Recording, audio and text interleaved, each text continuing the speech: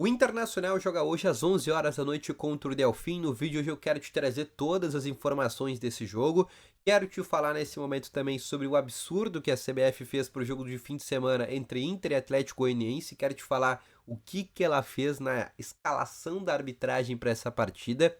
Quero te falar também sobre uma preocupação ou um começo de preocupação que o Inter tem nos bastidores quanto a uma renovação de contrato de um jogador que vem se destacando muito nesses últimos jogos. Então, só antes de começar esse vídeo aqui com novas informações aqui sobre o Internacional, para a vinheta.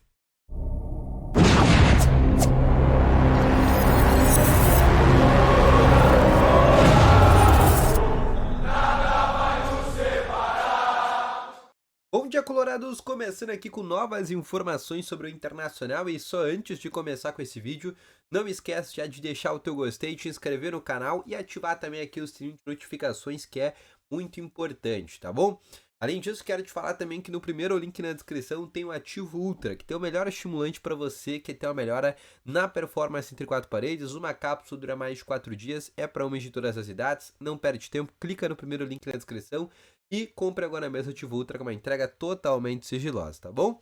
Vamos começando então aqui com as principais informações do dia de hoje. O Inter que joga logo mais às 11 horas da noite contra a equipe do Delfim. Inclusive, deixa aqui nos comentários o teu palpite para esse jogo. O Inter que precisa vencer. No dia de ontem, por exemplo, teve Belgrano e Real Tomayapo.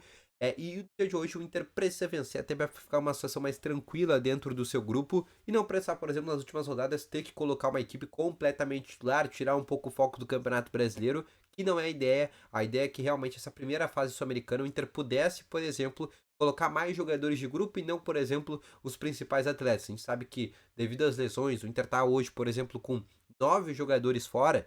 Obviamente teve que colocar boa parte dos titulares nessa partida de logo mais às 11 horas contra o Delfim. Tendência de escalação para esse jogo, tá? Uma tendência que tem Rocher no gol. Na lateral direita, a presença do Igor Gomes. Dupla de zaga com Gabriel Mercado, Robert Chenan. Na lateral esquerda, o Alexandre Bernabei. Meio de campo com Thiago Maia e Bruno Gomes. Maurício e Wesley. Gustavo Prado e Rafael Santos Borré. Essa é a tendência de escalação que deve ir a campo para esse jogo contra a equipe do Delfim, 11 horas da noite, tá bom? Alário, Fernando, Johan, Arangues, Alan Patrick, Ener Valência, são jogadores que ainda seguem fora, não estão nessa lista de relacionados, não estarão à disposição no banco de reservas para essa partida do Inter, tá bom? Outra situação que eu quero conversar agora com vocês é para falar sobre algo que aconteceu, né? Ou, entre aspas, vai acontecer no jogo do fim de semana com o Atlético Goianiense. Tem a ver, por exemplo, com a CBF, que é o fato da arbitragem para Inter e Atlético Goianiense, que tem no VAR uma árbitra chamada Daiane Muniz. E essa árbitra Daiane Muniz, que está escalada para ser o VAR de Inter e Atlético Goianiense no domingo, quem vai apitar vai ser inclusive também uma mulher que é a Edna Alves, mas essa Daiane Muniz, ela tá convidada para depor na CPI que vem acontecendo da manipulação de resultados de apostas esportivas que todo mundo vê acontecendo, que todo mundo vê, né, que está acontecendo lá na Câmara do Senado. Polemizou bastante com todas as falas do John Textor, com todas as provas que ele apresentou que teriam manipulações do Campeonato Brasileiro de 2022 e também de 2023, e a CPI chamou 2 árbitros. Essa Daiane, que tá, inclusive, volto a dizer, escalada para esse jogo do Inter contra o Atlético Goianiense, e também o Rafael Claus. Todo mundo lembra do Rafael Claus, aquele árbitro, né? Vai lembrar, o principal jogo que tu vai lembrar dele, aquele Inter e Flamengo 2020, aquele lance do Rodinei, já vai lembrar quem que é o Rafael Claus. Essas 2 árbitros, a CPI chamou eles, porque elas acharam algo estranho. Esses 2 árbitros, ano passado, foram escalados durante 11 rodadas do Campeonato Brasileiro, que é 3 vezes a média dos árbitros.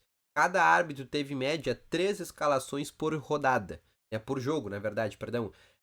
Durante todo o campeonato, durante as 38 rodadas, cada árbitro teve uma média de 3 jogos. Esses 2 em específico tiveram 11. E aí a CPI quer escutar exatamente esses 2 porque eles estão envolvidos, né, durante quase todo o Campeonato Brasileiro, né, durante boa parte do Campeonato Brasileiro, querem escutar realmente essa possibilidade de manipulação que tanto John Textor fala. Mas, mesmo indo na CPI, ela tá escalada para o fim de semana pro jogo de domingo contra o Atlético Goianiense Internacional como árbitra de vídeo. E que isso tem a ver, né? Primeiro que o Inter já vem se posicionando bastante, de maneira bem forte. No último jogo contra o Palmeiras foi isso, né, a arbitragem.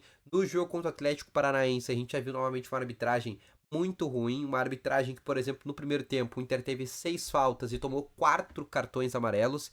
E aí, por exemplo, o Canóbio, que só no primeiro tempo tinha feito 3 faltas, não tinha tomado nem cartão ainda, por exemplo. Né? E o Inter, durante 6 faltas no primeiro tempo, tomou 4 cartões. E o Inter vem reclamando muito de arbitragem. Agora, nesse fim de semana, nessa partida no estádio Beira-Rio, que é mais uma partida muito importante pro Inter, onde o Inter precisa vencer, também é algo que vem criando uma certa preocupação no Internacional, ainda mais de essa árbitra estar envolvida, por exemplo, nesse negócio que vem acontecendo dentro da CPI da manipulação de resultados, tá bom? Outra situação que eu quero te falar agora é sobre uma outra preocupação, mas que também o Inter tem um certo otimismo ainda, que é sobre a renovação de Gustavo Prado. O Prado, que é um jogador que vem se destacando muito nesses últimos jogos, é um cara que subiu do nada, um cara que tem uma história muito legal, um cara que começa com 11 anos dentro do futsal, ele é do Rio de Janeiro, para quem não sabe, joga no Flamengo, joga no Botafogo no futsal, depois vai pra Ferroviária. Ele só vem pro Internacional graças à lesão de um menino no passado do Inter, que acaba rompendo o ligamento, que é o Jonathan Cauã. Inclusive está sendo observado também para subir para os profissionais. E aí, para suprir a lesão do Jonathan Cauã, o Inter contrata o Gustavo Prado, se adapta muito bem no passado na base do Inter, joga a copinha, vai bem em alguns jogos, e logo sobe, tem um olhar clínico por parte de alguém do Internacional, que até agora a gente não sabe, ele só é profissional esse ano, começa a ganhar oportunidades com o técnico Eduardo Cudê, mas é um cara que tem contrato terminando, deixa entre aspas, porque não tá terminando no meio do ano e nem no final do ano, mas tá terminando no final do ano que vem. Como é um jogador de só 18 anos, quando fica um ano e meio de contrato para terminar, começa a criar um certo perigo, ainda mais para os sondagens que o Inter já está começando a receber e por ser realmente um jogador que está começando a ganhar uma projeção muito forte. E além disso, como ele tem um contrato ainda antigo de um jogador que é da base, ele ganha um salário de base e a multa rescisória dele também é de um jogador da base. A multa não é, por exemplo, padrão, que é do Maurício, é que nem, por exemplo, jogadores que já renovaram o contrato. É multa, por exemplo, e ainda abaixo de 30 milhões de euros. Gabriel Carvalho, por exemplo, que é um jogador de 16 anos, o Inter já colocou uma multa de 60 milhões de euros. Já tá com aquela multa segura. Conversei até com o empresário do Prado, ele me disse que vai dar tudo certo na renovação de contrato. Mas o Inter ainda não chegou no denominador comum para renovar o contrato dele. E ainda é um jogador que o Inter ainda depende para renovar o contrato, porque, como eu te falei, é um jogador que tem bastante projeção e é um jogador que tá com bastante holofote. E é um jogador que, como eu te falei também, tá com um contrato, não de risco, mas um contrato que está começando a ficar perigoso nas mãos do Inter. O Inter vem já há algumas semanas tratando desta renovação e espera o mais rápido possível também para renovar o contrato dele, mas é algo que vem também virando assunto dentro do Internacional, essa renovação do Prado, tá bom?